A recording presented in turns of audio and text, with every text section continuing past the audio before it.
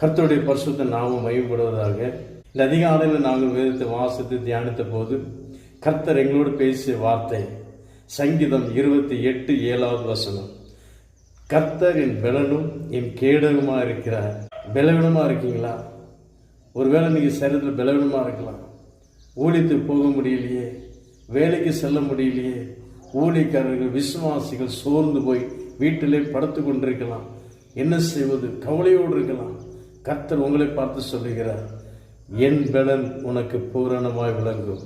பரிசுத்த பவுல் முடியாத நேரத்தில் ஆண்டவரே முடியலையே என்று அவரை நோக்கி ஜெபித்த போது அவர் சொன்னார், கர்த்தர் சொன்ன வார்த்தை, என் கிருபை உனக்கு போதும், உன் பலவீனத்தில் என் பலன் உனக்கு பூரணமாய் விளங்கும் என்று சொன்னாருங்க.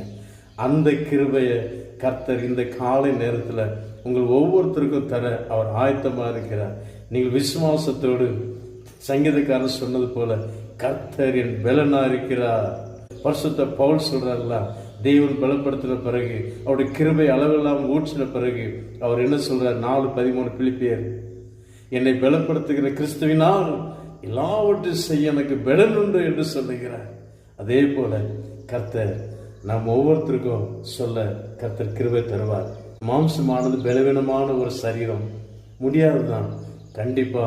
ஆனால் அவர் நமக்கு கிருபைகளை தரும்போது நிச்சயமாக இன்று செய்ய வேண்டிய எல்லா வேலைகளையும் எல்லா ஊழியத்தையும் அவர் செய்வதற்கு பலனை தருகிற வல்லமை உள்ளவராக இருக்கிறார்.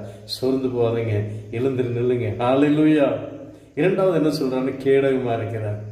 இப்ப யுத்தம் பண்ண முடியாது, பலவீனமா இருக்கிறோம்.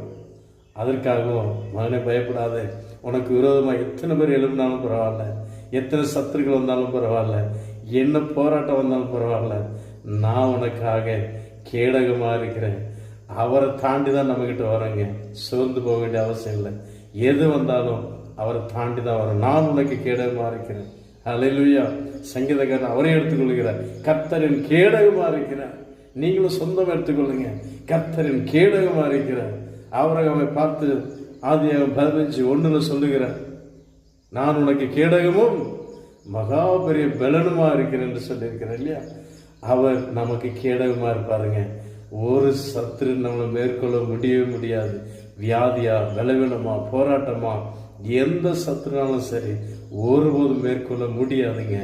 அவர் நமக்கு கேடகமா இருக்கும்போது நமக்கு தாங்க ஜெயம். ஹல்லேலூயா. கர்த்தர் நிச்சயமா ஆசீர்வதிப்பார். இயேசு கிறிஸ்துவங்களை ரொம்ப நேசிக்கிறாருங்க. இயேசுவை ஏற்றுக்கொள்ளுங்க. கர்த்தர் நம்ம ஒவ்வொருத்தரையும் ஆசீர்வதிப்பாராங்க. God plus.